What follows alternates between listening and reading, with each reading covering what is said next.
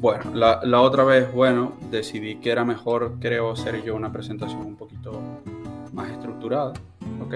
Y que fuéramos viendo un poco los puntos en función de las preguntas que me, ¿vale? Sí, yo voy a colocar, digámoslo así, las preguntas que ustedes me hicieron, que me hicieron llegar a través del WhatsApp, y voy a intentar irlas respondiendo de la manera más coherente posible, tratando de que, bueno, sea más bien un cuento que pueda ser hilado un punto tras otro, más allá de cosas sin conexión, ¿vale? Sí, la primera diapositiva son las preguntas que me hicieron, tal cual me llegaron, ¿vale? Así mismo como me llegaron, y yo lo que hice fue enumerarlas del 1 ¿sí?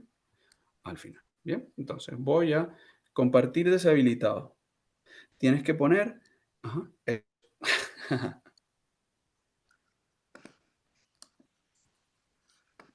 vale, me dices. ¿Ya? Ah, ahora sí, compartir. Ya Ya. pues. Tú puedes Perfecto, se compartir. parece de hecho mucho a esta parte. Buenas Sí, se tardes. parece mucho. Bien, Hola, Rami. bien como Hola, si... Ramiro. Buenas tardes. ¿Cómo están? Bien, pues mire, la primera imagen, como ustedes ven, eran algunas preguntas que me hicieron para poder responderlas. La primera era por qué se llama el antioxidante maestro, cómo ayudan a otros antioxidantes a realizar su función, un poco de la explicación biológica de la regulación del sistema inmune, y me dijeron, bueno, háblame un poco de virus, bacterias, parásitos, enfermedades autoinmunes. Eh, yo imagino que, bueno, un poco el papel, ¿no? Que tiene... Perdón, ¿me escuchan? Sí, Sí, vale. ¿Y ven mi pantalla? sí. Sí, perfecto. Nada, es que escuché como, yo dije, nada, alguien está preguntando algo. Lo otro, me preguntaron también por su función de detoxificación de quelante de metales pesados. ¿Cómo almacenamos esos metales pesados y qué daños nos causan? Lo veremos. Luego, ¿cómo ayudan las mitocondrias a producir energía? Veremos eso, ¿no? ¿Cómo las mitocondrias producen energía? ¿Por qué el glutatión es mejor o más biodisponible que el inyectado liposomal y los porcentajes? Y aquí, bueno, les diré que lamentablemente algo mejor que otro, sino que dependerá de, en este caso, la persona que lo necesite y, digámoslo así, o podemos llamarlo un paciente. ¿Cuánta cistina o cistina necesita nuestro organismo? Más allá de hablarles de un valor en el cuerpo humano, tendré que hablar de valores en, digámoslo así, los distintos compartimentos intracelulares, que es lo que es la información más completa que hay. Y bueno, el último lo vamos a dejar un poco para discutirlo entre todos, porque me dice, ¿por qué cuando alguien toma inmunocal comienza a tener mejor pelo, uñas, piel? ¿Vale? ¿Es el glutatión o la cisteína? Eh, además me dice, si esto ocurre, es que no necesita mejorar su nivel de glutatión. Cuando tras una toma de inmunocal durante una N cantidad de meses consigues elevar tus niveles de glutatión, ¿tiene sentido que dejes de tomarlo? Se supone que ya tienes glutatión para el tiempo. Entonces, la última la voy a dejar más para, digámoslo así, que hablemos un poco más distendido, ¿sí?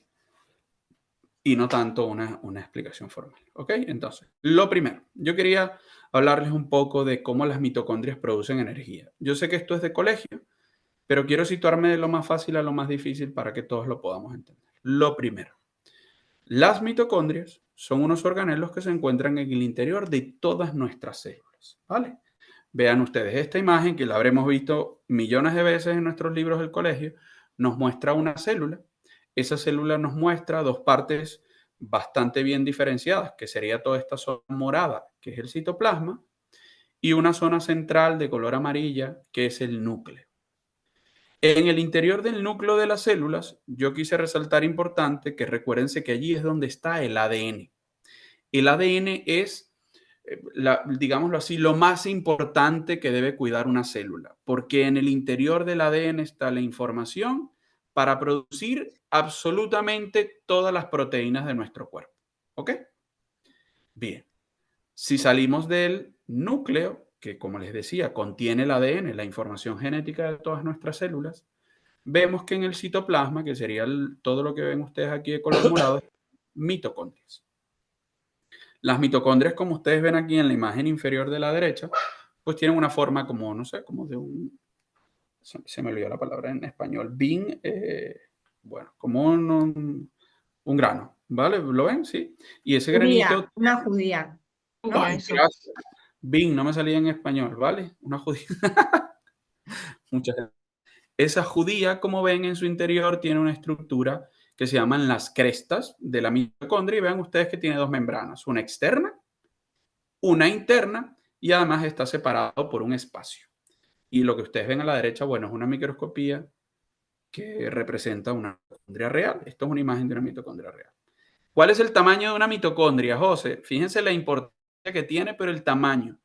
Esta imagen que ustedes ven aquí, esto representa 2 micras, ¿ok? De tamaño. Esto debe tener algo así como 0,2 micras, disculpen, debe tener algo así como, no sé, 1,2 micras, ¿vale? Esta imagen completa, vean qué pequeño es. Ahora bien, lo importante es aquí en el interior de esta mitocondria que se encuentra la mayor cantidad de concentración del glutatión. Es en la matriz, en la parte central de esta mitocondria, que se encuentra la mayor cantidad. Y es aquí donde nos hacemos la pregunta. Pero ¿y entonces cuánto glutatión hay en el interior de la mitocondria? ¿Ok? Primero, para determinar la concentración de glutatión es muy difícil, por eso es muy difícil determinarlo en un humano completo. ¿Cuáles son los niveles, digámoslo así, preestablecidos que debería tener una persona normal? ¿Por qué? Porque en las células se encuentra en concentración de milimolares. ¿Sí? Por eso es que buscar una bibliografía que nos diga cuál es la concentración normal de una persona, que una persona debe tener de glutatión, es muy variable porque se habla de compartimientos celulares. ¿Ok? Si bien es cierto que el hígado es el principal proveedor de glutatión, la distribución se hace realmente, se estima en función de los compartimientos celulares. Uno de esos compartimientos es la mitocondria. ¿Ok? Lo vemos aquí en la imagen central. En la imagen central vemos un núcleo, sería todo esto que ustedes ven de color morado con negro, y ese núcleo, ven ustedes a la derecha, una estructura en forma de judía que es la mitocondria. ¿Ok? La mitocondria tiene en su membrana unos transportadores de glutatión que le permiten transportar el glutatión desde el espacio externo hacia el interior de la mitocondria. ¿Cuánto glutatión hay en la mitocondria? Entre el 10 al 15% del glutatión celular total. Y la concentración es un rango, yo sé que esto, para los que no han estudiado medicina o química durante mucho, pues no parecerá un valor, 5 a 10 milimolar, es algo así como 0,005 mililitros, es muy poquito, casi nada, ¿ok? Digamos, es algo que no es medible para la mayoría de la gente que no está acostumbrada, pero representa del 10 al 15% del total de todo el glutatión que tienen nuestras células. Está allí en la mitocondria. El resto está distribuido entre el resto de los compartimentos, pero ¿dónde hay más en la mitocondria? ¿Vale? En el retículo endoplasmático solo hay una publicación hasta la fecha que estima que hay más 15 milimolar y la pregunta es, espera, José, no me estás diciendo que lo importante es la mitocondria, pero yo estoy viendo aquí que hay más en una zona que es el retículo. El retículo, disculpen, es esta estructura que ustedes ven aquí como en canales, que está cerca de esta zona morada, que es el núcleo. ¿Lo ven? Ven que está conectado con una zona que tiene como unos saquitos, con puntitos de color rojo. Bueno, esos saquitos son el retículo, ¿vale? Allí hay mucho más. ¿Por qué hay más glutatión? Porque allí es donde se sintetizan la mayor cantidad de todas las proteínas de nuestro cuerpo. Todas las proteínas de nuestro cuerpo pasan por el retículo. Ah, claro, tiene sentido que haya mucho, porque es allí donde se sintetiza, ¿lo ven? Sí, pero donde se acumula generalmente es en la mitocondria, ¿vale? Y en el núcleo, porque hay glutatión también en el núcleo, lo vemos aquí en una imagen superior a la izquierda, vean que el glutatión puede entrar y salir del núcleo. Autores que hablan de que el glutatión en el núcleo depende, digámoslo así, tiene una función de permitir cambio en el ciclo celular. ¿Qué es esto del ciclo celular, José? Todas las células están programadas para pues, crecer, ¿sí? Reproducirse y morir. Esos cambios en ese ciclo celular vienen determinados por los aumentos de glutatión, entre otros, ¿vale? Por lo cual depende de ese lugar del ciclo que se encuentre. Por ejemplo, la célula se está reproduciendo porque es una célula muscular y se están generando más células musculares. Pues dependiendo de esa fase del ciclo celular, habla más o menos glutatión en la célula. ¿Por qué hablo tanto de una célula y no hablo del hígado, no hablo del vaso, no hablo del intestino? Porque es allí a nivel celular donde el glutatión va a ejercer su efecto. Y es por eso que me quise centrar en cuáles son las proporciones relativas en cada uno de los compartimientos. En el núcleo hablan de relaciones, digámoslo así, de concentraciones muy bajas, que no son superiores a 5 milimolar, ¿vale? O sea, mayoritario, seguimos hablando entonces que es la mitocondria, ¿vale? Bien, el mecanismo, arriba hay una imagen que nos habla de cómo se sintetiza el glutatión. Creo que ya todos lo saben, lo han visto en varios de sus vídeos de introductorios que además me han compartido a mí, o sea que esto lo voy a ver un poco, ¿vale? Si quieren luego lo ven. Bien. Ahora, ya han visto que el glutatión se acumula preferencialmente en la mitocondria. Y lo que vamos a ver ahora es, bueno, ¿y cuál es la función de ese glutatión? Ya ustedes saben el primero de ellos, evitar el estrés oxidativo. ¿Pero qué es el estrés oxidativo? Veremos ahora a continuación. Además, previene la acumulación de metales pesados. José, ¿cómo? Les voy a hablar un poco del cómo químico y bioquímico de este proceso y luego veremos la lógica de esto. También contribuye a la síntesis de unos grupos hierro-azufre. Ya les diré para qué son importantes esos grupos hierro-azufre. Y por último, bueno, regula el ciclo celular. Este me lo voy a pasar por alto porque no tiene nada que ver con, digámoslo así, con los que queríamos dar el día de hoy. ¿Bien? Vale. Ahora, vamos a ver cuál es su importancia a nivel mitocondrial, evitando el estrés oxidativo. ¿Sí? Y vamos a ver su función con algo que les di yo la clase pasada, que son las especies reactivas de oxígeno. Por favor, si alguien tiene alguna duda mientras yo voy hablando, pues que me lo diga. ¿Ok? Que no se convierta esto en, no sé, un monólogo. ¿Sí? Vale. Pues si no, con lo rápido que yo hablo, en, no sé, en 2 minutos termino. Vale. Entonces, primero, ¿qué es una especie reactiva de oxígeno? Bien, ellos son compuestos derivados del oxígeno. Cada vez que respiramos, nuestro cuerpo acumula especies reactivas de oxígeno. Es una consecuencia natural, ¿ok?, del metabolismo fisiológico de una célula normal. ¿Ok? Entonces, ¿podemos evitar la formación de especies reactivas de oxígeno? No, es algo natural. ¿Debemos evitarlo? No, porque además tiene función en otros procesos muy importantes. Entonces, no son malas del todo. Debemos mantener un nivel estable, pero no son malas porque es algo normal. Bien.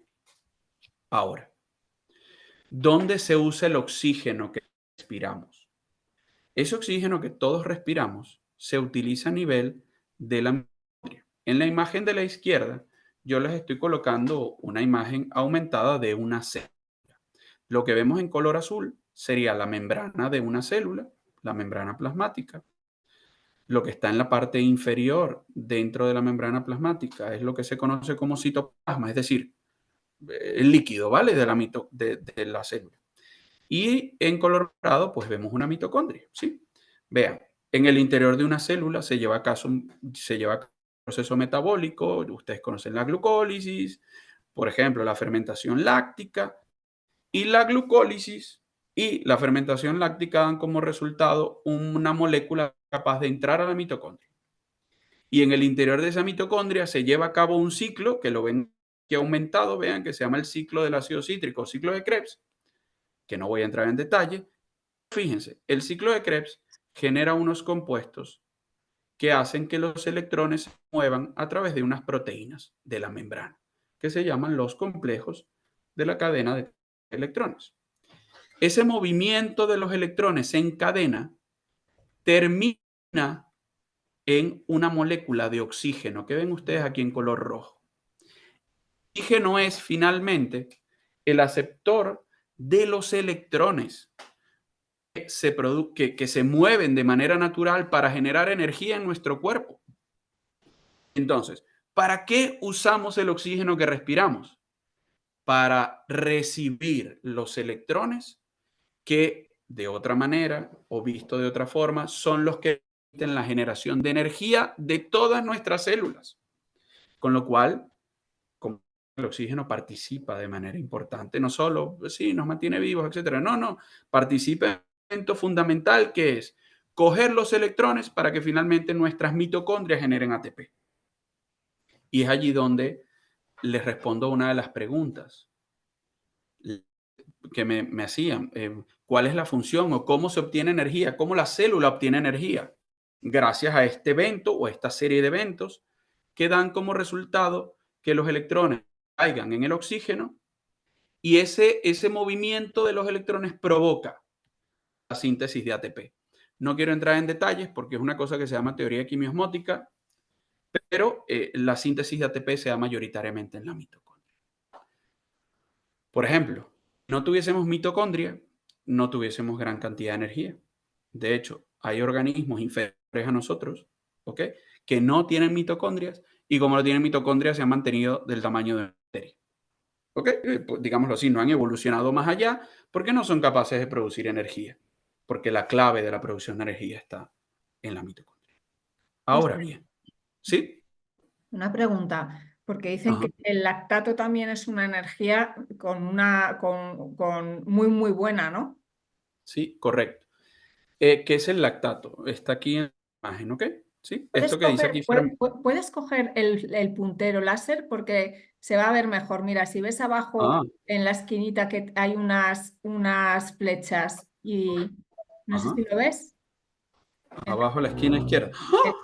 Sí, Esto. eso No. es. Pínchalo Vale. y tienes el puntero láser y así lo vamos a ver mejor. Gracias. ¿Ven que no uso esta plataforma, no? Ya. Yo sé, por eso te lo digo, que dónde estaba. Se dieron cuenta. Vale, mire. El proceso de fermentación láctica se produce de la siguiente manera.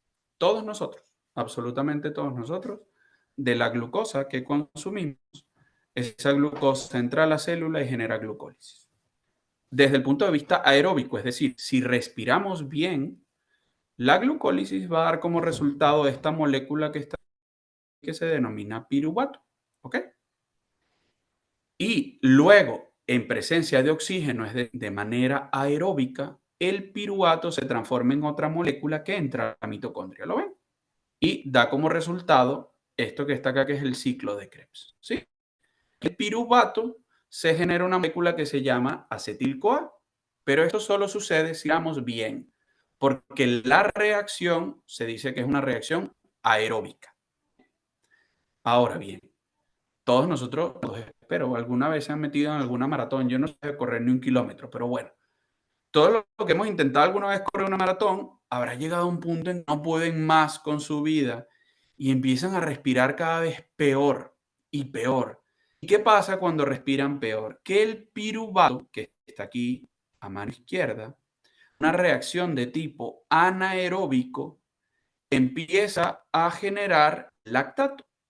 Por eso se llama la fermentación láctica o fermentación anaeróbica. Es un proceso natural en el cual entonces el piruvato, por esa falta de oxígeno, genera lactato. ¿Qué pasa con ese lactato? Que ese lactato se acumula en los músculos, que es el principal órgano que acumula lactato, o los eritrocitos, que no vienen al caso. ¿Por qué luego nos duelen los músculos al día siguiente después de haber trotado una maratón? Porque el lactato se acumuló en su forma ácida de ácido láctico. ¿Ok? Ahora, me decías que era una manera de acumular energía. Correcto.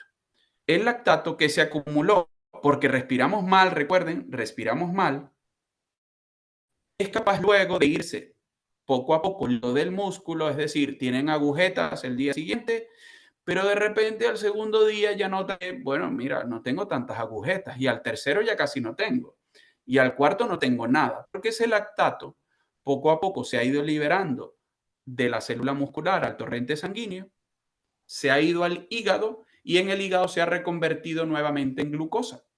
Eso el lactato es una fuente de energía, sí, pero se acumula cuando no respiramos bien, ¿ok? ¿Alguno tiene dudas?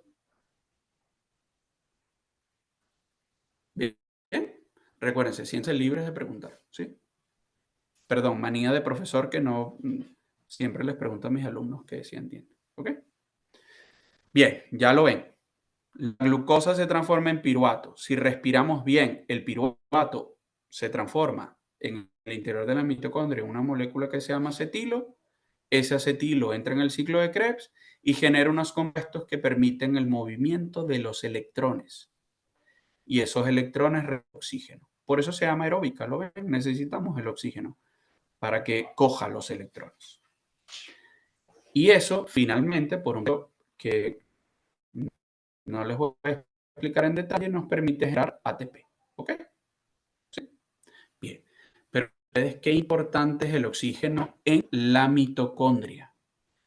¿Qué pasa con el exceso de oxígeno en la mitocondria? ¿Vale?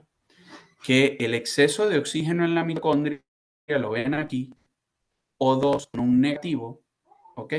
Puede provocar un aumento de la especie de oxígeno.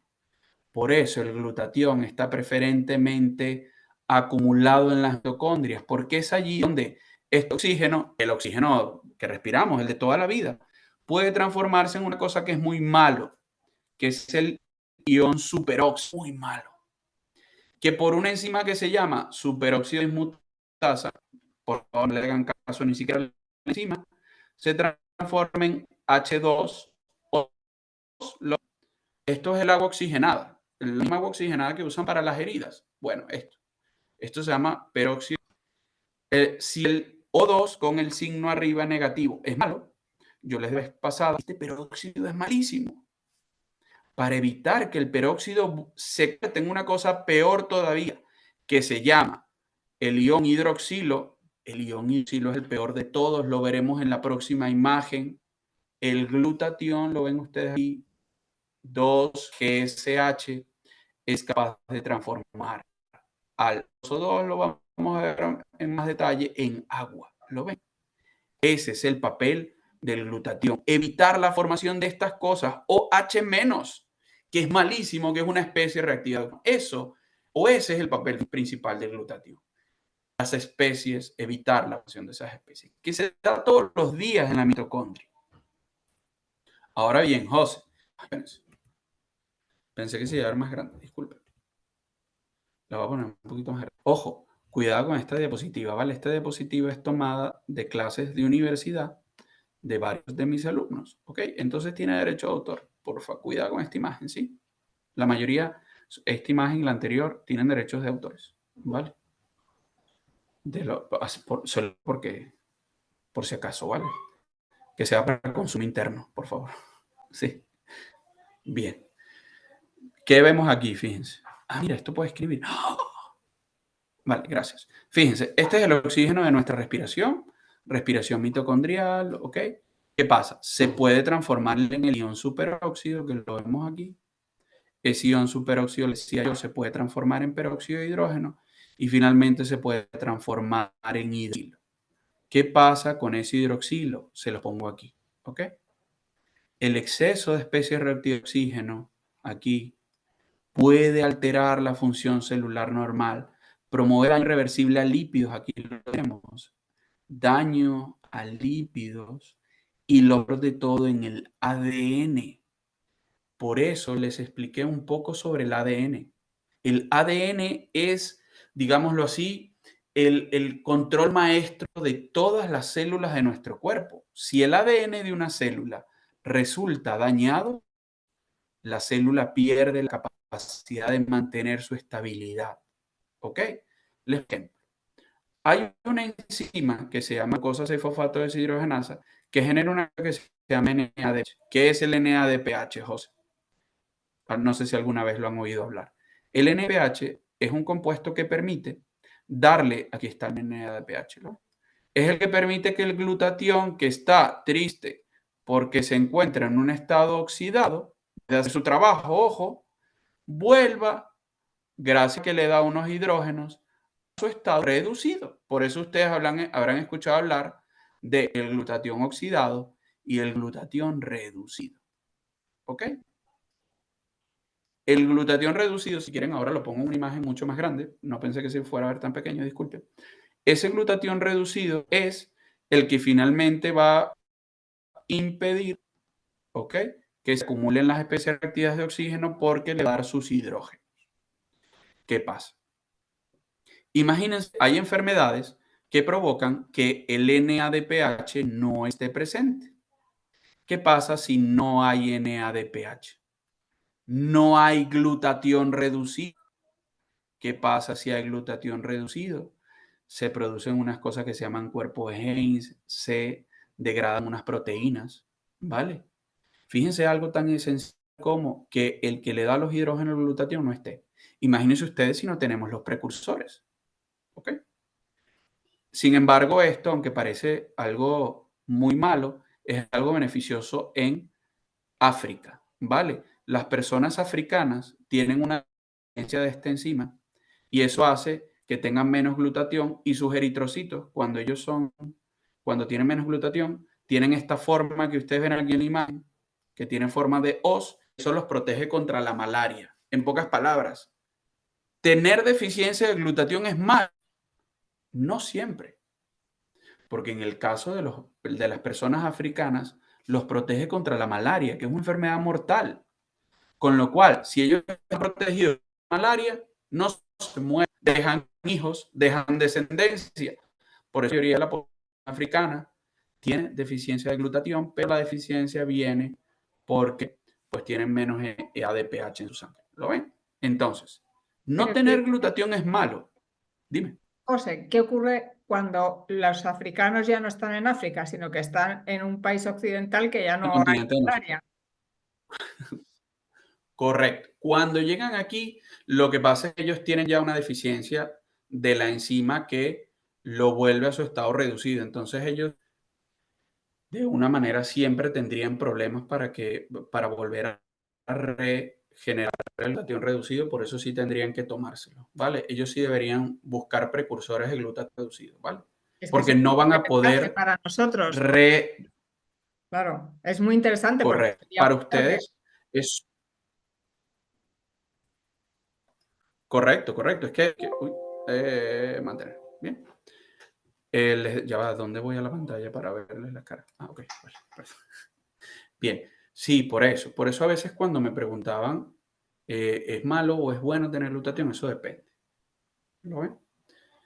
En el caso de los pacientes africanos, ellos tienen la incapacidad de generar glutatión reducido. Esa incapacidad, desde el punto de vista médico, puede ser beneficioso si tú suministras los constituyentes básicos de ese glutatión reducido. Y claro, llegan ya al continente europeo. ¿Vale? ¿Sí? ¿Alguna duda con esto? ¿No? Pero es porque eso, digámoslo así, gracias, todas las personas están vivas, tienen que tener los eritrocitos como los tienen. Porque si no les hubiera infectado la malaria, y si les hubiera infectado la malaria, estuvieran muertos. Porque hasta ahora no hay cura para la malaria. ¿Vale? Y los que nacen con, digámoslo así, con esa enzima normal, son los que se mueren. ¿Vale? Que la malaria, perdón, por eso es que esta patología es endémica en África. ¿Vale? ¿Sí? Bien. Vale, perfecto. Entonces, ya puedo. Ok. Bien. Como les dije esto, ojo, esto, sobre todo este cuadro de color azul tiene derecho a votar, ¿vale? Esto me lo copié así tal cual unas clases. Bien. Entonces, lo que quería aquí resaltar es, como ven, que el exceso de especies de oxígeno genera daños en el ADN. Y yo sé que la siguiente pregunta parece tonta, pero todas las células de nuestro cuerpo tienen ADN. Solo una célula no contiene ADN, el ADN está estéril, y la única célula que no contiene ADN es el eritrocito. La célula, todas las demás lo contienen. ¿Por qué? Fíjense, el huevo se fertiliza, es decir, se forma un cigoto. El cigoto se forma de la unión del espermatozoide y el óvulo, y eso genera lo que es la cantidad de ADN de una célula. Todas las células de nuestro cuerpo provienen de esta única célula que se divide en cantidad de veces el resto de todas las células de nuestro cuerpo. Con lo cual, si hay daño en el ADN, este daño en el ADN podría afectar absolutamente a todas las células de nuestro cuerpo. A todas. Por eso, a partir de una, todas las células de nuestro cuerpo tienen ADN. Por eso, evitar las especies de oxígeno es la única, repito, que no tiene es el eritrocito. La no tiene, ¿vale? Y como no tiene ADN. ¿Sí? Es la única que quería resaltar aquí. ¿Vale? Entonces, ¿por qué es tan importante el ADN? Porque tiene la información necesaria para sintetizar proteínas. ¿Qué proteínas? Por ejemplo, los transportadores de membrana. Ustedes saben, en la membrana de nuestras células hay transportadores de cisteína. La vamos a ver ahora. Hay transportadores de otros aminoácidos, pero el que me interesa a mí es el de la cisteína. También es el que permite formar los anticuerpos. Si nuestro cuerpo no tuviera la información de estas secuencias, no pudiéramos generar los anticuerpos. Por ahí el cuidado que tenemos que tener con las especies reactivas de oxígeno. ¿Qué otra información de nuestro ADN? Las enzimas yo sé que son proteínas, ¿vale? Pero quería como destacarlas. En nuestro ADN está la información necesaria para generar enzimas tan importantes como la glutatión reductasa, la glutatión peroxidasa. Dos enzimas que no las quise resaltar aquí, pero la glutatión reductasa es la que permite que el glutatión pase de su estado triste y oxidado a su estado feliz, ¿sí? Y la glutatión peroxidasa que ustedes ven aquí arriba es la enzima que provoca que el glutatión genere su capacidad antioxidativa, liberando moléculas de agua, ¿lo ven? Allí está la información necesaria para que se produzcan enzimas. Si se daña el ADN, posiblemente perdamos esa capacidad. ¿Ok? Bien. Vale. Hasta ahora vamos bien, porque yo estoy intentando hacer un link de todas las preguntas que me hicieron. Y estoy de la mejor manera haciendo a ver si ese link es capaz de, o es compatible con toda la información. ¿Ok? Bien. Ahora, lo próximo que quería hablarles un poco era de las enfermedades del estrés oxidativo. ¿Ok? Hemos visto que el estrés oxidativo promueve un daño en el ADN. ¿Vale? Ahora bien, hay enfermedades que tienen la capacidad de generar un estrés oxidativo. No solo porque, digamos, bueno, no, perdón. Sí, hay enfermedades que tienen la capacidad de generar estrés oxidativo, es decir, de generar especies reactivas de oxígeno. Un ejemplo de ellos, el VIH. Y aquí les pongo varias investigaciones. ¿Ok? Pongo el nombre de investigación. El VIH se caracteriza por una deficiencia sistémica de glutatión que se desarrolla solo semanas después de la infección y por aumento del estrés oxidativo. ¿Cómo es esto? ¿Aumenta el estrés oxidativo y hay menos glutatión? Claro, porque ¿quién es el encargado de evitar el estrés oxidativo? El glutatión. Mucho estrés oxidativo, mucho glutatión se va a ir utilizando y se acaba el glutatión. ¿Lo ven? ¿Sí? Mucho estrés, mucho glutatión que se usa y se acaba. ¿Sí? ¿Qué otra cosa sucede? Los individuos infectados con VIH tienen además concentraciones subnormales, quiere decir muy bajitas, de glutatión en plasma. También tienen muy poco glutatión en el revestimiento del epitelio pulmonar, en los leucocitos en sangre periférica y en un tipo de linfocitos que se llama CD4. José, ¿qué es eso de los CD4? Que los he escuchado hablar muchas veces y los hemos leído allí. Miren, en esta imagen les estoy colocando una manera muy sencilla de entender qué es un CD4. Un linfocito CD4 es una célula del sistema inmune que en su superficie, es decir, aquí en su membrana, tiene una proteína que se llama CD4. Vale, voy a ver si soy capaz de dibujar para que la vean. Pero como está en rojo. Bien. ¿Ven? Esto todo que está aquí es el linfocito CD4. Y se llama así porque expresa en su superficie, ¿lo ven? Esta proteína que se llama CD4. José, y entonces las que se llaman CD8, bueno, las que se llaman CD8 es porque expresan en su superficie los CD8. Para que entiendan un poco la terminología que a veces usan. Entonces, ¿qué pasa? Dice, los individuos afectados por VIH tienen concentraciones subnormales de glutatión en plasma, líquido de revestimiento pulmonar, leucocitos en sangre periférica y en los linfocitos. Es decir, en estas células hay poco glutatión, ¿vale? ¿Por qué? Porque están luchando contra una patología, ¿no? Ahora, del mismo modo también, los niveles de cisteína y de glutamina están disminuidos en la sangre de estas personas infectadas con VIH. En pocas palabras, aumenta las especies reactivas de oxígeno, disminuye glutatión, disminuye cisteína, disminuye también glutamina. ¿Se acuerdan? Glutamina seguramente habrán escuchado hablar porque es parte importante del glutatión. Bien. ¿Cuál es la conclusión? En pacientes con deficiencia de glutatión, infección avanzada por VIH. Además, esto era con inmunocal, ¿ok? Me gustó, además que lo decía. La suplementación oral a corto plazo con proteínas de suero inmunocal aumenta los niveles plasmáticos de glutatión. En pocas palabras, suplementos de glutatión oral aumentan los niveles de glutatión, disminuyen entonces esas especies reactivas de oxígeno y además está provocando un beneficio dentro del paciente. Entonces, ¿de qué dependerá? Perdonen, mi gato se acaba de poner en mi espalda. ¿Bien? Bueno, nada, voy a ver si se va. Ya, listo. Perdón, tengo un gato que le gusta estar en mi espalda, pero ahorita me hizo él. Bien. Entonces, depende la administración de el glutatión / inmunocal. Depende de la patología del paciente, ¿ok? En este caso yo estoy hablando del paciente. José, ¿por qué además colocas esta imagen aquí abajo? ¿De qué va esta imagen? Lo que quiero traer a colación, esto que está acá es la secuencia de genes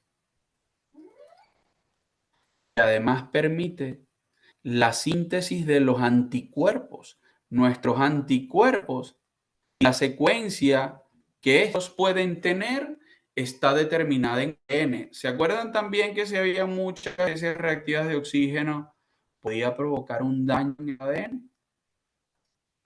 Si tenemos un daño en el ADN, ya ven ustedes cuál es la reacción con los linfocitos. Podría provocar entonces un daño en la célula y haya menos cantidad de linfocitos presentes en sangre. Y de ahí el avance por concentraciones subnormales, ¿vale? Y por eso el avance de la enfermedad. Una pregunta, porque, Sí, por ejemplo, en el cáncer también hay un daño del ADN que por eso se provoca esa creación, ¿no? O sea, esa superpoblación de células, ¿no? de células, correcto. Ahí también hay esta parte de los linfocitos CD4, por ejemplo, en un tema como el cáncer. Sí, lo vamos a ver ahorita. Vale. Vale, sí, lo puse. No habla tanto de los CD4, en las investigaciones que he visto no habla tanto de los CD4, pero el cáncer, digamos, es una enfermedad un poco más complicada que el VIH. El cáncer es una enfermedad multifactorial que se desarrolla de distintas maneras, ¿no? Hay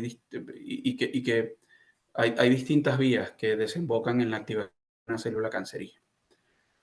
Digámoslo así, lo que se ha visto en todos los pacientes que tienen cáncer es que hay una proteína que se llama P53. P53 es lo que se denomina en biología molecular el master key de la biología. Cuando P53 se activa, P53 tiene la capacidad de que la célula se muera. Y ustedes dirán, pero ¿en serio? Sí, es una parte natural, es lo que se llama apoptosis. La mayoría de las células cancerígenas se ha observado que hay una disminución de los niveles de P53 y la disminución de P53 por un daño, entre otras, ¿no? ¿Vale? Pueden haber varias funciones, pueden haber varios problemas. La disminución en P53 evita que la célula se muera y al evitar que la célula se muera, pues se reproduce como loco y esto es lo que provoca el cáncer. Puede el aumento de las especies reactivas de oxígeno generar daños en el ADN y posiblemente dañar la secuencia de P53. Es algo que tengo que buscar, pero es posible que pueda suceder, ¿vale? Sin embargo, no hablaban en este tema desde el punto de vista genético, porque, bueno, como saben, el cáncer es multifactorial. Pero si alguna vez escuchan hablar de P53, así lo pongo, tal cual, P53. Bien, ya saben que P53 es una proteína que tiene el control maestro para el desarrollo o no del cáncer.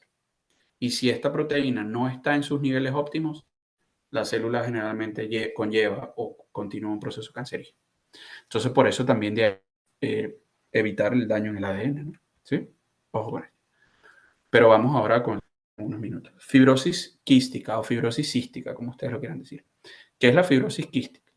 Es una enfermedad pulmonar que está asociada con una reacción inflamatoria crónica y sobreabundancia de oxidantes en relación con los antioxidantes. ¿Ok? ¿Qué quiere decir? Que hay un aumento de las especies reactivas de oxígeno. Ojo, no es lo único, ¿vale? Esta es una enfermedad hereditaria, es mucho más complicada, pero se ha visto que hay un aumento en los niveles de la especie reactiva de oxígeno. Abajo ven ustedes la publicación, ¿vale? Le pueden dar allí y la buscan, ¿ok? ¿Qué pasa? La glutatión se ha visto que funciona como una importante defensa contra la acumulación de oxidantes en el pulmón. Está en una de las revistas más prestigiosas de fibrosis quística del mundo, y en el 2004. ¿Qué pasa? Que, claro, se acumulan especies reactivas de oxígeno y eso obviamente conlleva a una degeneración de las células del pulmón. Si se lee en este estudio, lo pueden buscar aquí, la conclusión era importante, porque decía, esto era de Inmunocal, lo que pasa es que no quise colocar el nombre. La suplementación dietética con un producto de suero de leche puede aumentar los niveles de glutatión en la fibrosis quística. ¿Okay? Y por eso dice, el estatus del glutatión en pacientes adultos con fibrosis quística suplementados con una proteína de suero. ¿Lo ven? ¿Sí? Entonces, recuérdense, si promovemos entonces un aumento del glutatión, podemos entonces evitar el aumento de las especies reactivas de oxígeno. Yo lo que quiero darles es como una especie de conclusión básica de la mayoría de estas investigaciones. En cáncer, el título de la investigación es el uso de concentrado de proteína, ¿ok? En el tratamiento de pacientes con carcinoma metastásico. Esto es un estudio clínico. Lamentablemente este estudio clínico no conseguimos. Me imagino que se está manteniendo porque es del 95, mantiene muy bien en secreto todo. ¿Qué es lo que nos decía en cáncer? La concentración de glutatión oxidado es más alta en la mayoría de las células tumorales. Entonces, ¿se recuerdan que el glutatión? Un detalle, José, solo para que veas que en ese estudio está Gustavo Boulos. Es uno de los fundadores y de los doctores que utilizaron el tema de Inmunocal. De Inmunocal, correcto. Si te pones por eso lo tienen tan protegido. No conseguí nada sobre esto. Porque me imagino que en esto se basa la patente del Inmunocal, ¿vale? ¿Sí? Sí, pero bueno, me imagino que esos estudios son públicos. ¿Están publicados? Este lo busqué y no encontré nada de los estudios clínicos. Quizás tengo que buscar más a fondo, pero no fui capaz de llegar a él. Pero bueno, que lo buscamos, que no pasa nada, ¿vale? Miren, ¿qué es lo que pasa? Recuérdense que yo podía tener glutatión en dos maneras, ¿sí? Si se acuerdan, podían tener el glutatión oxidado, pero ese glutatión oxidado debía pasar a su estado reducido para ejercer su efecto. ¿Se acuerdan? ¿Sí? Para evitar, bueno, lo que era la generación de especies reactivas de oxígeno. Entonces nos dice que la concentración de glutatión oxidado era alta. ¿Lo ven? En la mayoría de las células tumorales. Y ellos asociaron este aumento del glutatión oxidado como un factor de resistencia a la quimioterapia. Además, vieron que experimentos en in vitro y en animales mostraron una diferencia, una respuesta diferencial de las células tumorales a las normales en varios sistemas de administración de cisteína. Por supuesto, ellos probaron varios sistemas de administración, vieron, por supuesto, que la administración de un concentrado de proteína de suero era mejor. Y dice siguiente, que hubo un ensayo in vitro que demostró que concentraciones que inducen la síntesis de glutatión en las células normales, y en este caso el Inmunocal, causó el agotamiento del glutatión oxidado. ¿Qué fue lo que hizo? Promueve un aumento de la concentración del glutatión reducido. Y al aumentar la concentración del glutatión reducido, ¿vale? Inhibe la proliferación de células de cáncer. ¿Por qué pones ahí el oxidado? Porque causó el agotamiento del GSH, que ese es el glutatión normal, ¿o no? El reducido. ¿O es el oxidado? Sí, es que ¿qué es lo que pasa? Es que hay autores, sí, fíjate. Te lo muestro aquí en la imagen para que lo tengamos un poquito. Fíjate. Sí, ¿qué pasa? Depende de los autores. Hay autores que lo colocan GSH reducido, ¿sí? Y GSHG como el oxidado. Sin embargo, hay otros autores que no discriminan entre ellos y eso es lo que hay que tener cuidado, ¿vale? ¿Sí? Entonces, ¿qué pasa? Que yo creo que aquí están hablando del glutatión desde el punto de vista oxidado y dice, el inmunocal causó el agotamiento del glutatión. Claro, tiene que ser el agotamiento del oxidado, y era lo que yo le daba información ayer. Tienes que provocar una disminución del glutatión oxidado y un aumento del reducido. Si tú aumentas el glutatión reducido, por Esto puede ser, supuesto, inhibes la proliferación. ¿Ah? ¿no podría ser que las células tumorales tengan mucho GSH y hay que modularlo a la baja en un momento dado? O sea, que tengan un exceso por arriba de glutatión, ¿eso sea perjudicial? Sí, el exceso de glutatión en algunos casos es perjudicial, pero lo que he estado viendo es que en las células cancerígenas es todo lo contrario, ¿vale? ¿Sí? ¿Sí? ¿Qué es el glutatión oxidado? En altas proporciones, el que provoca la resistencia a la quimioterapia. Es decir, si tú tienes un aumento de glutatión oxidado, eres más propenso a, pues, no recuperarte, ¿vale? Bueno, Recuérdense que el inmunocal lo que te da son fuentes, digámoslo así, te da los aminoácidos básicos para que tu cuerpo sea capaz de generar glutatión. Y, ¿vale? ¿Sí?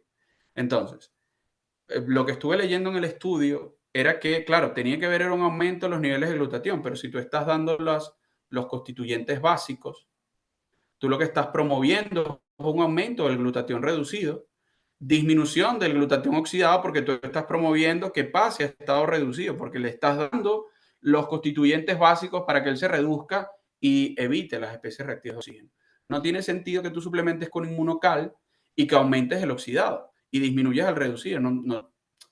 Deberías tú promover es que ese glutatión oxidado pase a reducido, porque además le estás dando los constituyentes básicos para que ese glutatión reducido evite las especies reactivas de oxígeno. Eso me lo encontré en varios que hablan de GSH, pero no tiene sentido que tú digas que reduces uno cuando ese es el beneficioso, ¿sí? ¿Vale?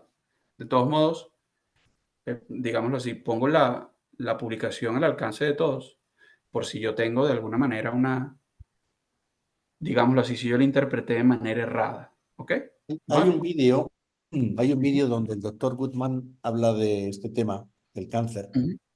Ok. Y él precisamente lo que viene a decir un poco en línea con lo que dice Ramiro, es que están descubriendo que cuando que el cuerpo también regula el glutatión y cuando tienes niveles muy altos de glutatión en células cancerígenas, Okay. la célula cancerígena tiene mucha más energía y es capaz de comerse, digamos, o de contaminar a las normales. Y que Entiendo. efectivamente Okay. es posible que en algunas circunstancias la propia célula, no solamente cuando tiene, digamos, la cisteína enlazada, te aumente el glutatión, sino que puede que te lo reduzca, aunque es una hipótesis, que te lo Okay. reduzca para precisamente hacer que esa célula cancerígena regule en los niveles de glutatión. Vale, entiendo que es más bien el nivel, o sea, la regulación a nivel del glutatión reducido, porque está a la alza. Vale, vale. él De todas llama, formas, Sara, no sé si sabes qué vídeo es, yo lo tengo por ahí guardado. Se lo hacemos. pásaselo. Sí, Yo lo he visto genial. Y así lo veo. Vale, porque positivamente. es posible eso, que yo haya tenido una interpretación errada de lo que era, ¿vale?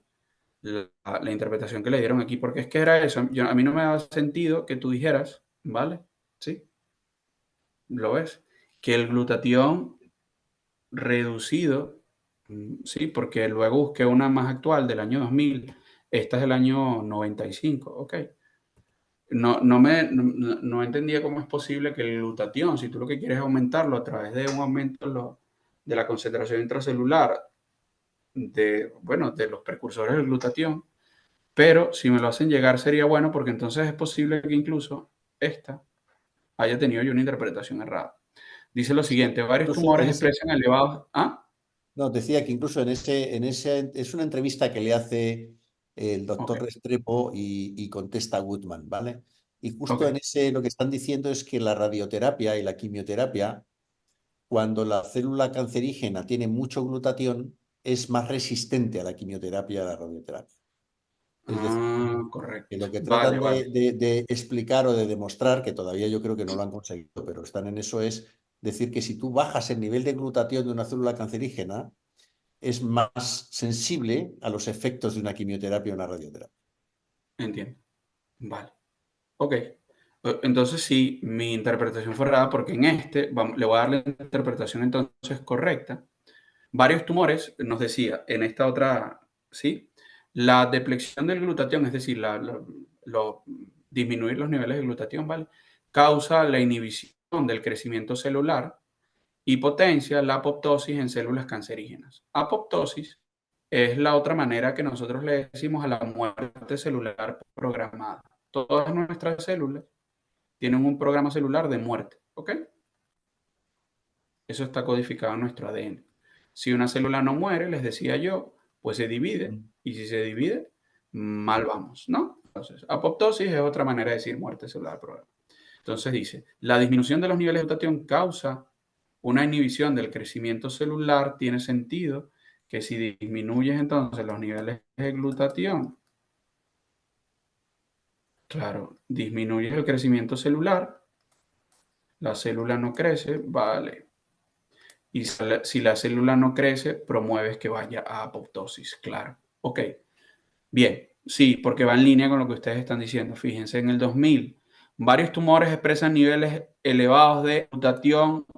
Lo siento, voy a poner glutatión reducido, GSH. ¿Ok? Luego se los paso con el cambio. El glutatión reducido desempeña un papel crucial en la proliferación celular y en la resistencia tumoral. Claro, si tienes el glutatión alto, correcto, era lo que ustedes decían. Si tienes el glutatión alto, puedes resistir el daño generado por las especies reactivas de oxígeno, eres más resistente y eres más resistente a la quimioterapia. Ok, tiene sentido y ahora creo que le va a dar sentido con lo otro. Y luego nos dice, en conjunto nuestros resultados muestran un aumento en los niveles de glutatión reducido, en el carcinoma de páncreas. Un papel esencial del glutatión reducido en la proliferación celular. Pues, por Manuel, lo tanto, el concepto que usan para esto le llaman modulación selectiva. Vale, perfecto. Me lo apunto por aquí, ¿ok? ¿Sí? Gracias, porque le estaba dando un enfoque errado, modulación selectiva. Gracias. Entonces, por lo tanto, dice aquí, la depleción, es decir, la disminución del glutatión, mejorar la eficacia de la terapia adyuvante en carcinoma de páncreas. Claro, disminuyes el glutatión reducido, evitas... En las células cancerosas, pero lo sube en las que no lo son. Claro, exactamente. Entonces, tú lo que haces es que lo disminuyes en las cancerosas, evitas que ellas sean, entonces, resistentes a la terapia antitumoral, claro, y las matas. Perfecto. Y las buenas para que hagan detox, limpien y bueno. Correcto, para que vayan a muerte celular.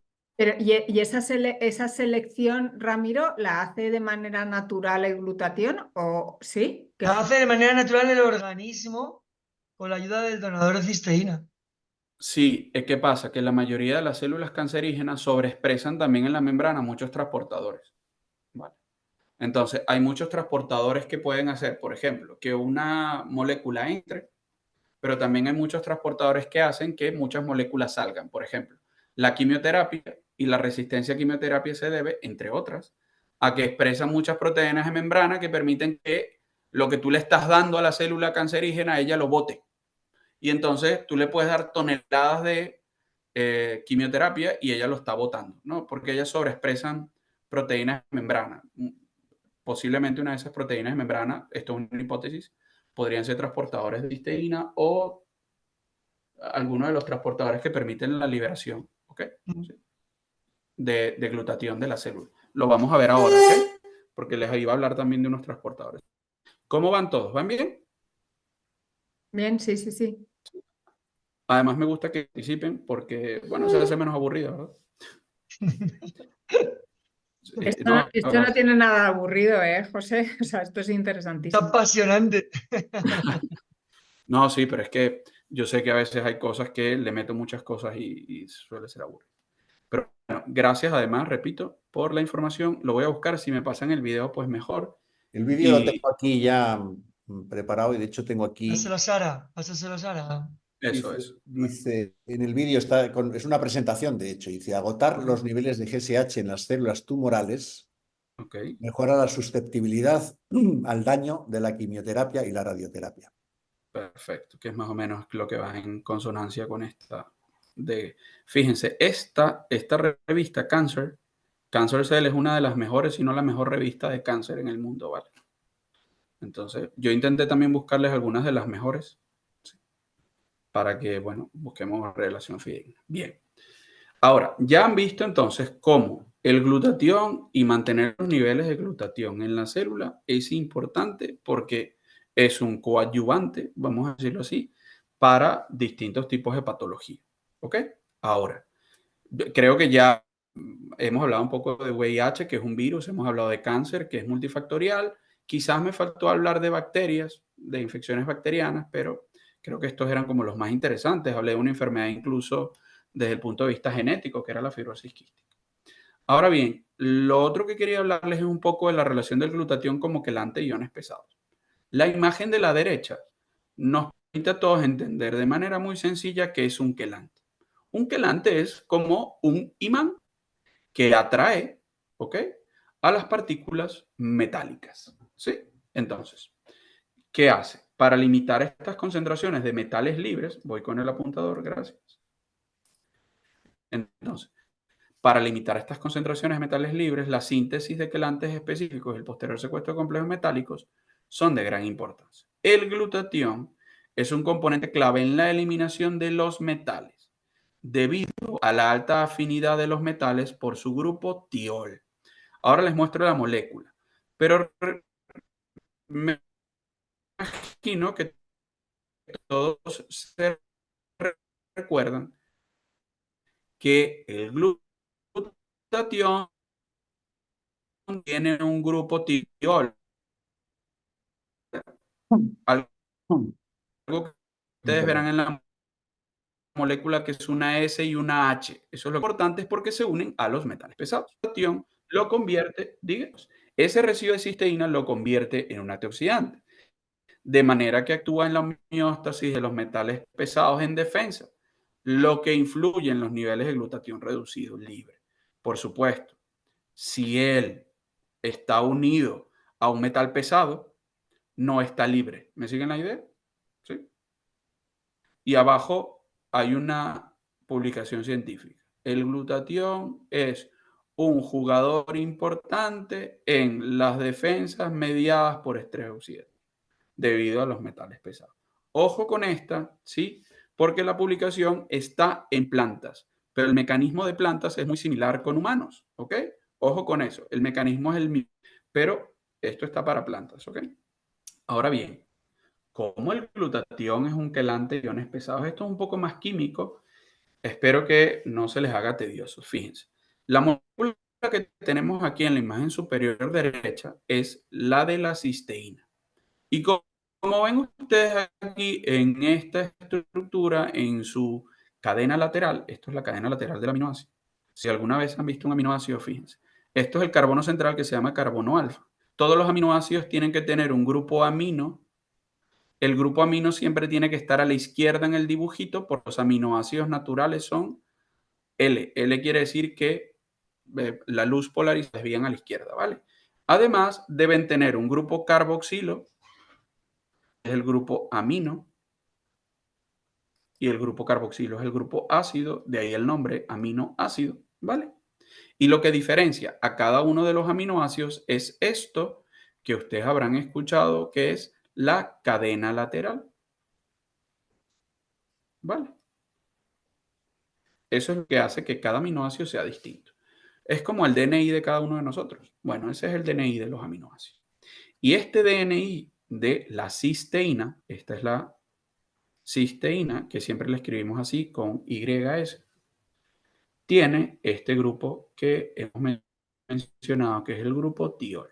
¿Ok? Entonces dice, casi todos los metales se unen fuertemente a los grupos tiol de la cisteína, lo que hace que la cisteína en este caso hablan también de la libre, sea un quelante eficaz de los iones pesados. Cuando se une a un metal redox activo, ¿cómo? ¿Qué es eso? ¿Cómo que un metal redox activo? Fíjense. La primera fórmula química que ustedes ven aquí es la fórmula que yo les mostré hace unos minutos, en las cuales se forman las especies reactivas de oxígeno, ¿ok? Donde el oxígeno se une con un hidrógeno y forma peróxido de hidrógeno, ¿se acuerdan? ¿Sí? El agua oxigenada, aquí está. Bien. Ahora bien, también esta especie reactiva de oxígeno que ustedes ven acá, ¿ok? Puede unirse a los metales pesados y generar un compuesto que tiene una capacidad todavía peor, digámoslo así, es un estado posterior en ese metal pesado que origina que el metal pesado finalmente induzca un aumento de las especies reactivas de oxígeno, de la peor de todas. ¿Se acuerdan que había una que era la más mala de todas? Bueno, la generación de iones hidroxilo. Esa es la lógica de esta ecuación, que los metales pesados inducen, gracias a la unión con el radical superóxido, la generación de hidroxilos. Entonces, la cisteína se oxida rápidamente, se une al metal reducido, ¿perdón?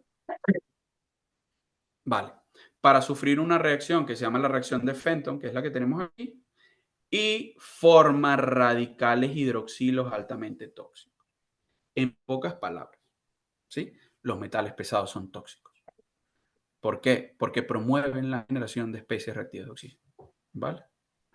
Una cosa que nos dice, importante, esta publicación me asombró mucho porque, claro, ellos dicen que la cisteína libre tiene la capacidad de unirse a las especies reactivas de oxígeno, a los metales pesados. Y esto hace que entonces se generen radicales libres. Y nos dicen, es necesario mantener bajos los niveles de cisteína libre para proteger contra estos oxidantes. ¿Qué conocen ustedes que no tiene cisteína libre? El inmunocal. Ustedes no lo están dando como cisteína libre. Las personas que toman cisteína porque se lo compraron en la farmacia, como en la farmacia no, en una tienda como cisteína libre, pueden estar promoviendo sin darse cuenta la generación de radicales hidroxilos, que son los malos. ¿Por qué? Porque digámoslo así, la cisteína libre promueve la síntesis de radicales hidroxilos. Obviamente, personas, ojo, que tienen niveles de metales pesados, altos niveles de metales pesados en sangre. Por ejemplo, personas que trabajan en minas, ¿sí?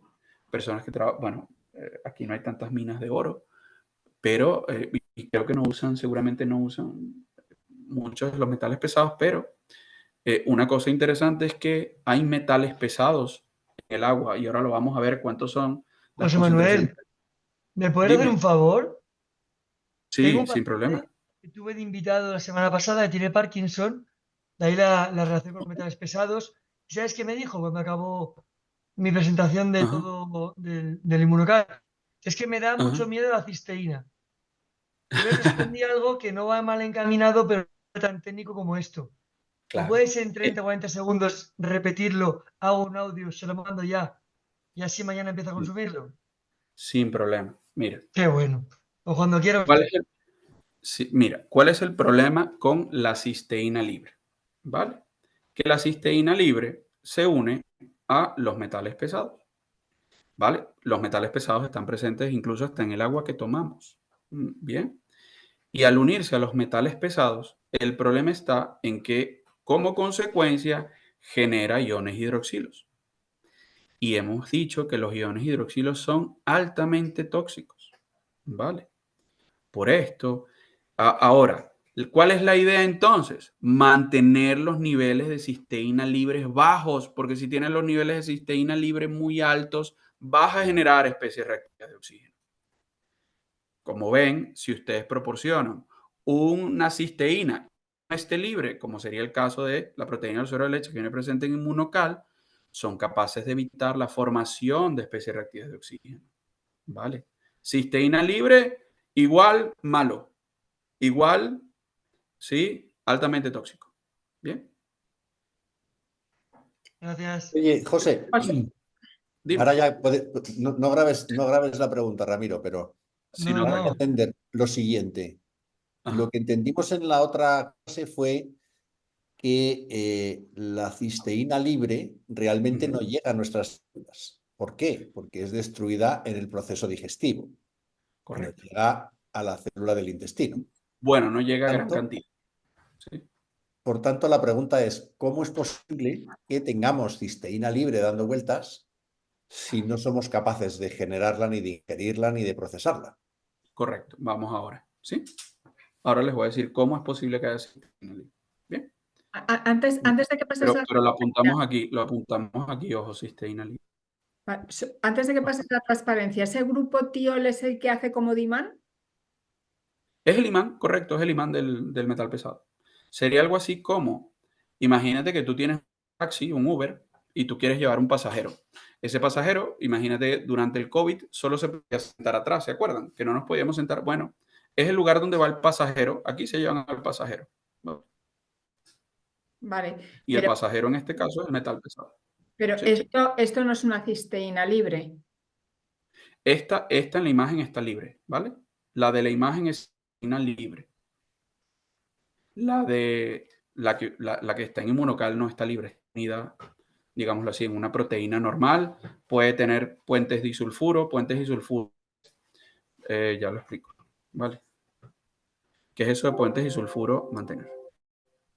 Y lo pongo en un... Ah, mira, lo puedo poner en la otra. Qué tonto soy. Qué tonto. Iba a meter una imagen libre, pero no. Miren, lo pongo aquí. Vale. No me acordaba que tenía espacio en esto. Lo siento si rayo mucho. Miren, cuando hay dos cisteínas libres en una célula, no importa qué tan alejadas están en una proteína, ¿sí? Esas cisteínas que tienen sus propios grupos tiol, ¿ok?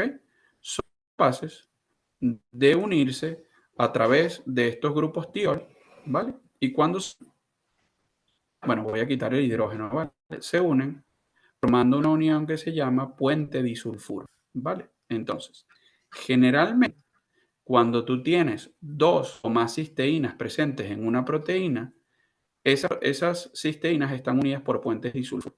Eso quiere decir que este grupo tiol no está libre para llevarse a nadie. Ejemplo, no está libre para llevarse al metal pesado. Y si no está libre para llevarse al metal pesado, no genera los hidroxilos. ¿Vale? Sí. Digámoslo así, protegería frente a un incremento de hidroxilos y ejercería más bien su función hipotética digo hipotética porque puede ser para cualquier cosa, para generar aumento de los niveles de glutatión. ¿Lo ven? Yo me he perdido, ¿eh? Perdona, pero es que en este ¿Te punto... perdiste? Disculpa. Porque, Mira. o sea, para empezar, mi duda es que la cisteína son dos cistinas unidas por un puente. Claro, voy. ¿No? No. La cisteína es sola. Cisteína se llama cuando está sola. ¿Vale? Se llama cisteína. ¿Vale? Ahora, cuando tú tienes, ¿sí? Que una cisteína se une a otra, es decir, cuando tú tienes dos cisteínas tomadas de la mano, vamos a decirlo así, ¿ok? Unidas, a ellas se les llaman cistinas, ¿ok? ¿Vale? Ahora, ¿cómo se unen dos cisteínas? Por lo que les dije, se unen por el puente disulfuro, ¿vale? ¿Sí? Entonces, sola se llama cisteína, que es el aminoácido. Unidas, dos cisteínas se llaman cistinas. Pero cuando están unidas, vamos a decirlo así, sin nadie más, ¿ok? Las dos solas. Ahora, cuando nosotros una proteína es la unión de varios aminoácidos. Un aminoácido, 2, 3, 4.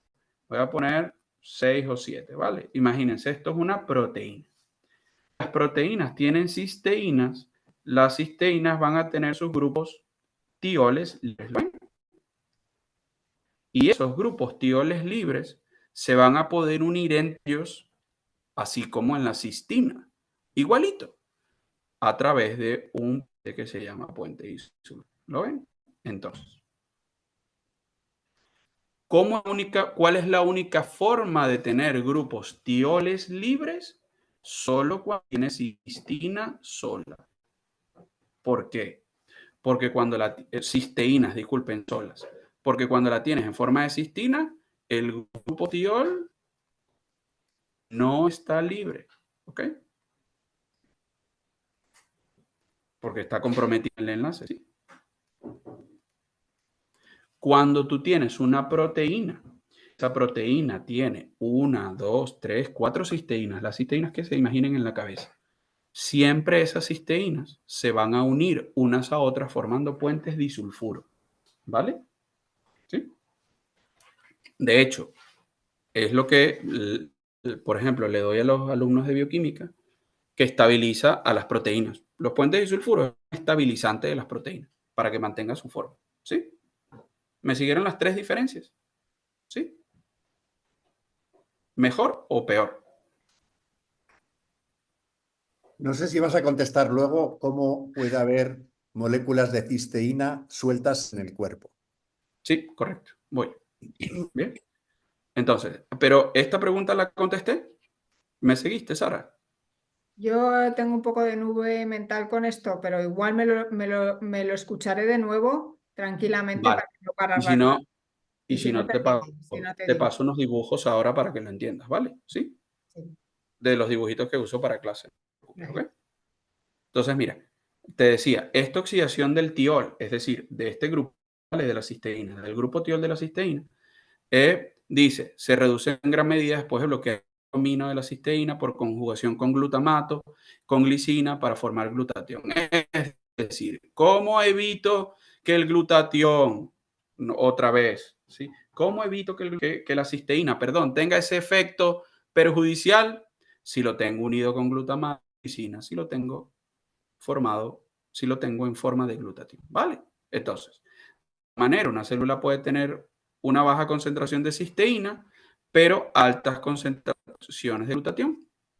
Y esto no necesariamente activa esta reacción de Fenton. En pocas palabras, glutatión solo malo, glutatión unido, cisteína sola, disculpen, cisteína sola malo, cisteína unida en forma de glutatión, bueno.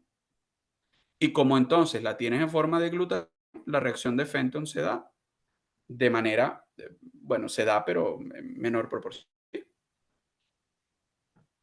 ¿Mejor? ¿Me siguieron todos? Y si la cisteína estuviese libre, la reacción mala es la de Fenton.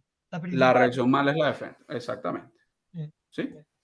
Entonces, sola, malo. Unida en glutatión, buenísimo. ¿Por qué? Porque no genera estas reacción de Fenton. ¿Lo ven? Muy bien. Ahora, ¿qué pasa con los metales pesados? Me dijeron dónde se acumula. Me dijeron la prevalencia de la exposición de iones metales y su impacto en la salud. Esto está publicado también en una de las mejores revistas de biología celular del mundo. ¿Ok? Esta publicación. No sé el año, pero bueno, les dejé el nombre aquí. Dice, los metales pesados se pueden acumular ¿dónde? Me preguntaron, ¿dónde se acumula? En el hígado, en el corazón, en los riñones, en el cerebro y alteran el funcionamiento biológico normal. ¿Cómo entran estos metales pesados al cuerpo? El consumo de alimentos o agua potable o aire contaminado. El mecanismo general implicado en la toxicidad por metales pesados es la producción de especies reactivas de oxígeno que provocan daños oxidativos y efectos adversos a la salud. Pocas palabras. Iones metales e iones metálicos presentes en, por ejemplo, el agua que bebemos provoca un aumento del estrés oxidativo. Y ya sabemos cómo evitar el estrés oxidativo, ¿no? Con el glutatión.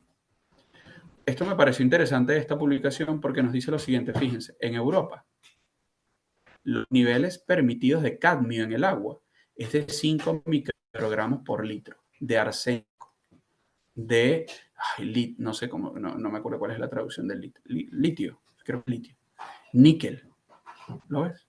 En la Unión Europea. Yo creo que es plomo. Ah, plomo, gracias, sí, no me sabía esto. Bien, gracias. Vale, perfecto, gracias. ¿Lo ven? Fíjense la concentración permitida, el agua que tomamos en el agua para beber. El agua para beber tiene niveles de cadmio, arsénico, plomo y níquel. Todo lo que bebemos. Fíjense, aquí les pongo bien qué causa el arsénico, el cadmio, el plomo y el níquel en las células. Y cuáles, digámoslo así, cómo nos exponemos a ella cuando vemos agua, cuando fuman. ¿Sí? Niveles de cadmio también en los cigarros, en el fumar.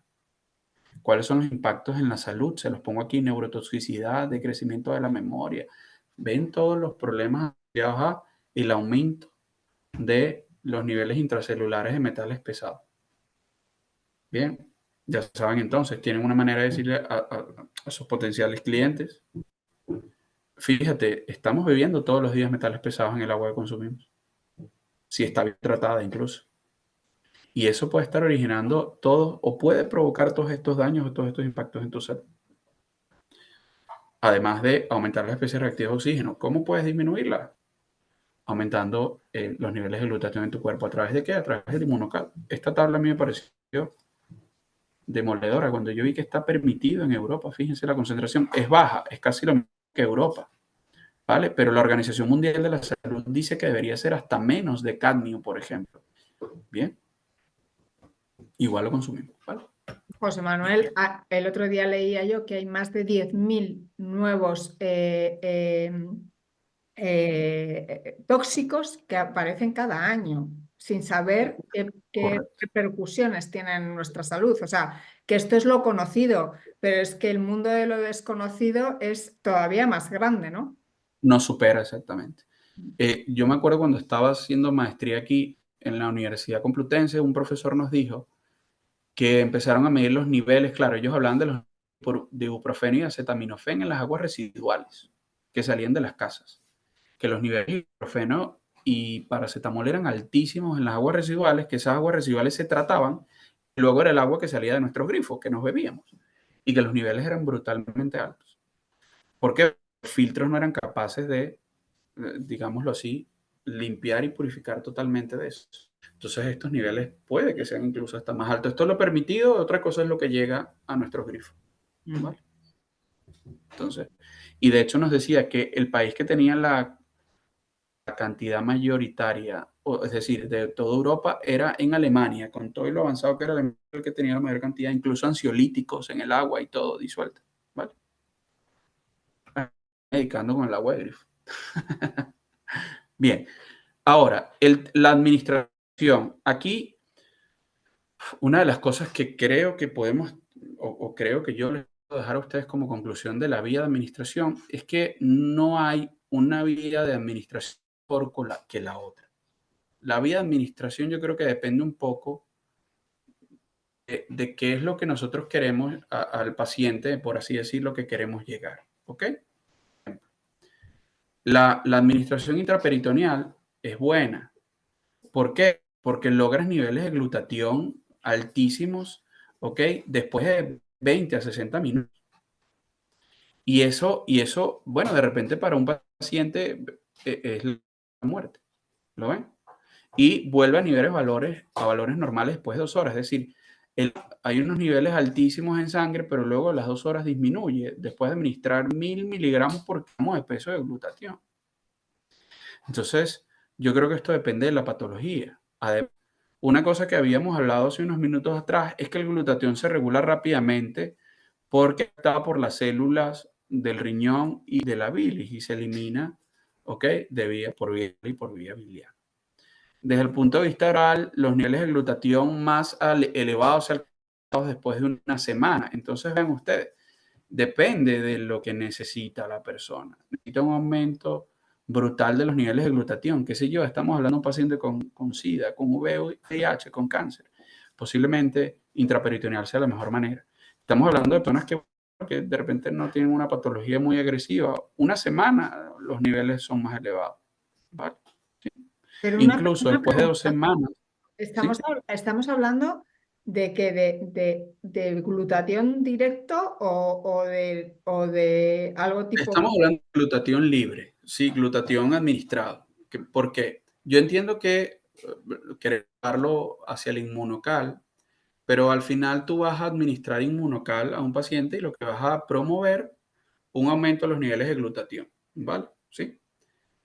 Ahora bien, obviamente la administración oral es la más sencilla de administrarse desde el punto de vista comercial, pero yo creo que no hay uno mejor que otro. Mi punto de vista, no hay uno mejor que otro. Yo creo que la administración depende del paciente que tú estés tratando, ¿vale?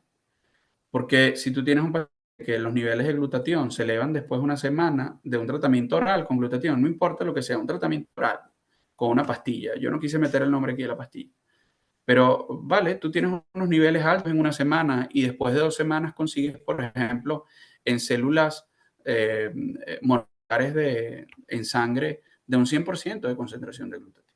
Entonces depende de lo que quieras, ¿sí? Es lo que yo quería llevarme aquí, porque yo creo que no hay un sistema mejor que otro. Es que depende de lo que tú quieras tratar o de lo que tú quieras, de alguna manera, promover en el paciente, porque en cuanto a los liposomas, me hablaron de los liposomas no son más que pelotitas de grasa que en el interior viajan moléculas activas, ¿ok? Por ejemplo, imagínate que en el interior le pones un monocal, ese es el principio activo. Tú dirías, ¿es beneficioso o no? Depende, porque una de las cosas que tiene es que, por ejemplo, hay medicamentos que no son capaces de entrar en la barrera hematoencefálica, no pueden pasar. En cambio, los liposomas, 3 segundos. Hija, por favor, allá. Bien, guárdalos, por favor. Entonces, esos liposomas tienen la capacidad, en algunos casos, de fusionarse con la membrana plasmática de la célula blanco, de la célula diana, y eso permite entonces la liberación de los compuestos en el interior de la célula. ¿Lo ven? Esa es una manera en la cual los liposomas son capaces de entregar, digámoslo así, el principio activo del cual nosotros estemos hablando. Y otra manera es un mecanismo que se llama endocitosis mediada por receptor, que es que nada, esta pelotita de grasa es reconocida por unos receptores y se internaliza la pelotita de grasa en el interior de la célula.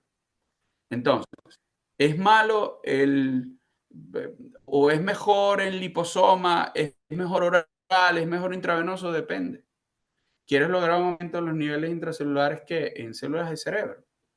Pues posiblemente en el liposoma sea mucho más beneficioso, sea mucho más rápido, pero seguramente el costo de la pastilla es mucho mayor. ¿Saben? Entonces, aquí yo quería, de repente están de acuerdo conmigo, pero yo creo que la conclusión aquí es depende de lo que quieres. Depende de lo que quieres y lo que deseas tratar. ¿Bien? ¿Sí? Seguramente tienen una posición contraria en muchos casos, pero es que yo veo que ninguno de ellos es mejor que otro, solo son mecanismos alternos y que una de las cosas que te permiten unos casos es aumentar los niveles rápidos de glutatión, en otro mantenerlos, digámoslo así, más sostenido en el tiempo cuando lo tomas oral, y en cuanto a liposomas es si lo quieres entregar en un lugar o en un tejido tan especializado, por ejemplo, como la barrera hematoencefálica. ¿Lo? ¿Sí? Una pregunta, José Manuel, si te vas a la anterior, en la parte de oral, Ajá. en la parte de oral que dices, se elevaron después de una semana con aumentos máximos del 40% en sangre, o sea, sérico, 25% en eritrocitos y 28% Sí, en plasma y 100% en en una célula en una célula. mononucleares, sí, periféricas de sangre. En una célula, o sea, dentro de la célula llegaron al 100%. Sí, que los niveles aumentaran. Es algo así como ir de 0 a, no sé, imagínate que tú tienes un 1% de glutatión y luego mides la concentración y hay 100 veces más que la... Pero acláranos, ¿tomando qué? En este caso no era inmunocal, era simplemente, no hablaban de inmunocal, hablaban de proteína de suero solamente. Entonces, claro, no es inmunocal, es proteína de suero. Vale, es que Es lo mismo. te lo digo porque tenemos una duda y es que en muchas ocasiones decimos que el inmunocal llega en el 98% al interior de la célula. Correcto. En este caso, no era inmunocal porque no decía proteína de suero, pero el inmunocal es proteína de suero, ¿vale? Solo que no lleva la patente inmunocal, ¿entiendes? Vale, ¿lo tienes localizado, este estudio? Sí, claro. Todos. De hecho, los tengo abiertos y guardados. Vale, Por si me los pedían. si ¿vale? me puedes pasar este estudio, te lo agradezco. Correcto, sin problemas, ¿vale? Sí, de hecho, por eso también algunos de ellos les puse, se me olvidó ponerles aquí ¿vale? Sí. Y bueno, y les hablé llevado en el interior del liposoma. Yo no sé por qué el otro no lo puse, ¿vale? Disculpe. Pero bueno, en casi todas les puse la publicación, ¿sí? ¿Alguna duda con el método de administración? Lo último que viene es el transporte de cisteína. Espero no quitarles mucho tiempo, ¿ok? No sé ni cuánto llevamos, pero les quito unos 5 minutos, ¿vale? No sé. Ustedes ya me dicen cómo vamos de tiempo. La verdad es que no tengo ni idea, ¿sí? Bien. Entonces, ahora, una de las cosas que en la última clase hablamos era cómo se trataban los aminoácidos. Y una de las cosas interesantes es que hasta ahora hay más de 30 transportadores de aminoácidos diferentes en las células.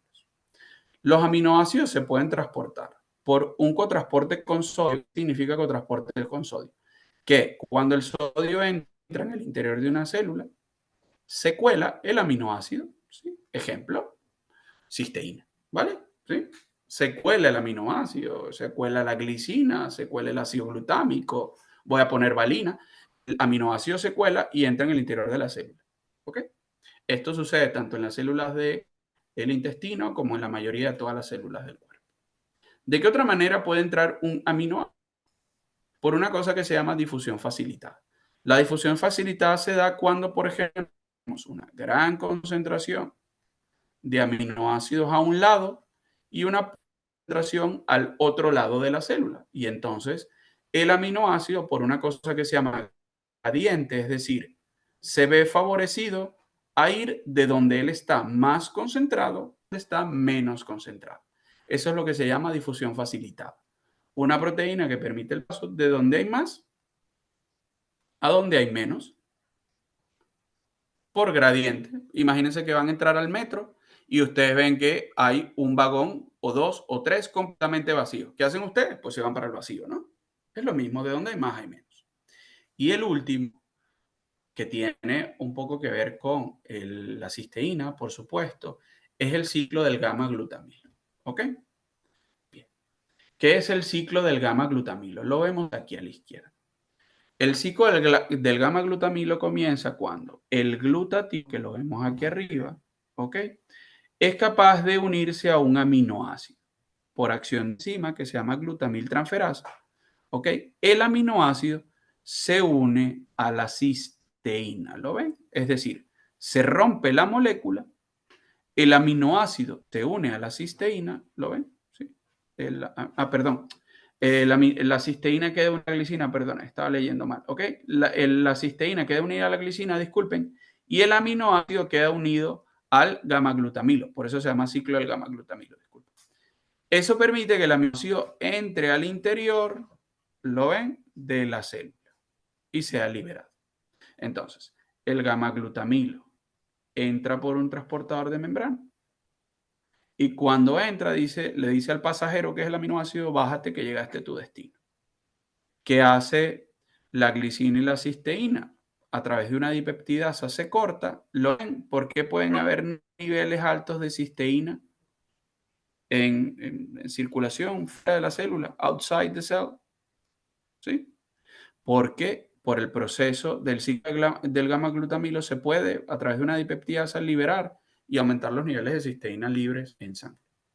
Ojo, que esta cisteína y esta glicina deberían entrar a través de una serie de transportadores al interior de la célula para luego poder regenerar el glutatión.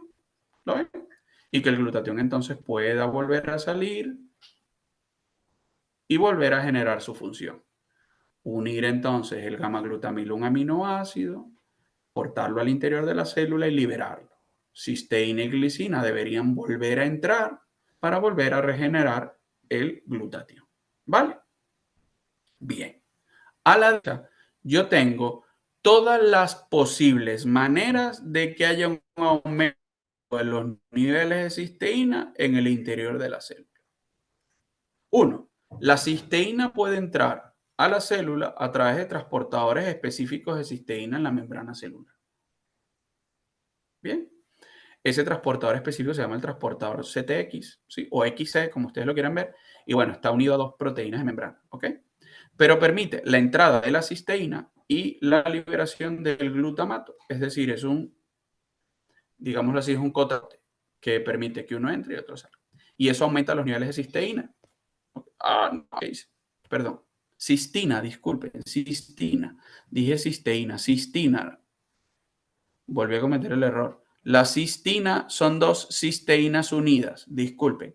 La cistina entra al interior de la célula y cuando entra al interior de la célula es cortada. ¿Lo ven? Por una enzima, ¿sí? Que es una reductasa que la rompe y libera cistina. ¿Lo ven? ¿De qué otra manera puede haber cisteína? Sí, es que estoy diciéndolo varias veces. Cistina, perdonen.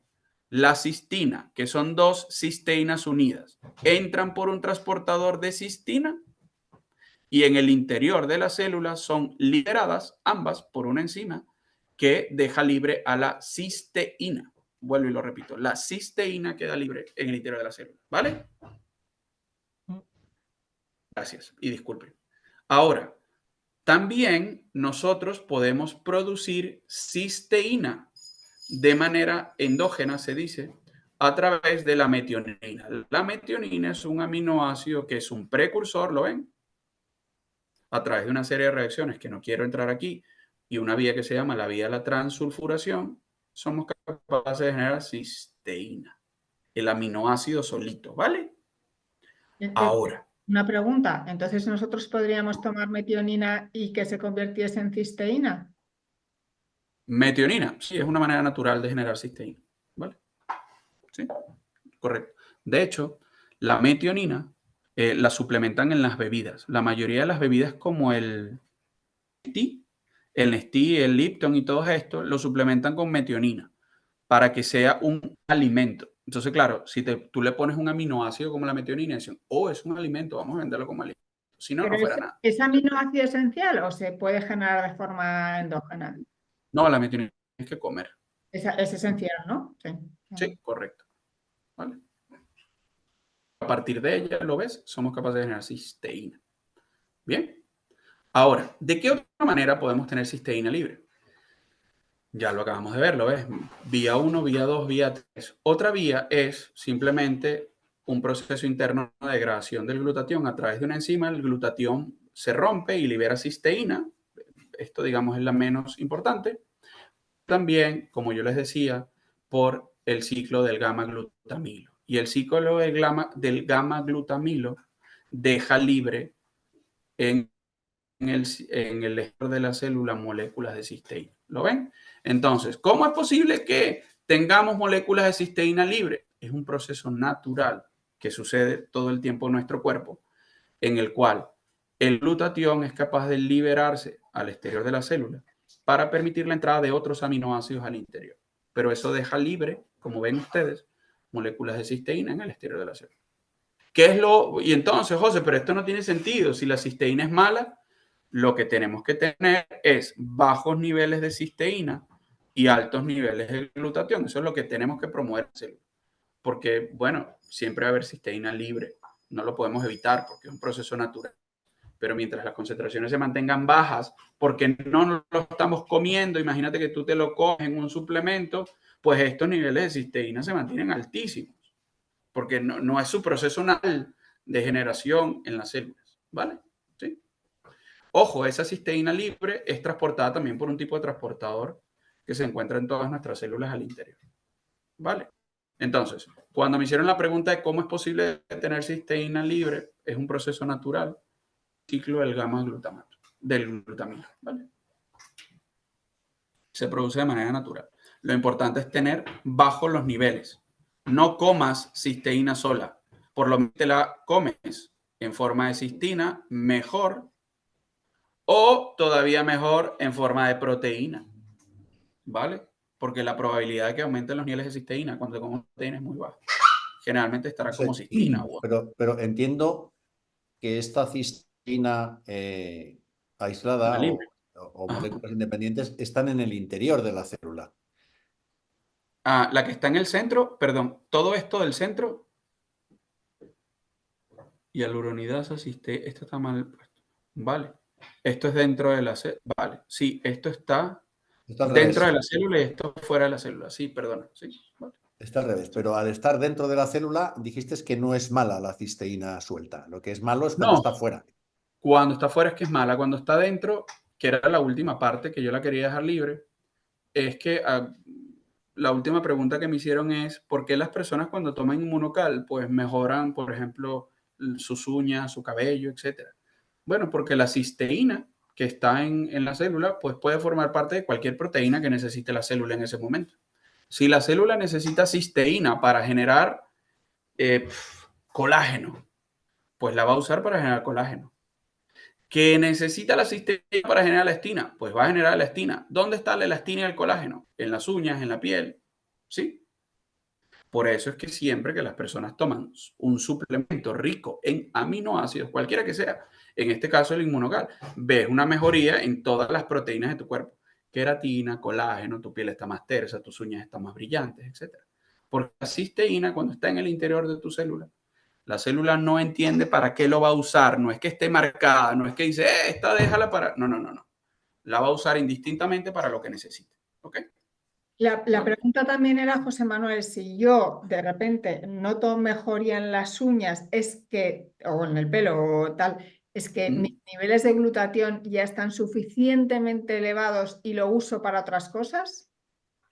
Sí, es posible que, bueno, es como decir, me sobra cisteína, ya tengo glutatión, lo voy a usar para otras cosas. Pero sí, la célula puede que haga esa prioridad, pero lo va a hacer indistintamente para todo lo que puede usarlo, ¿vale?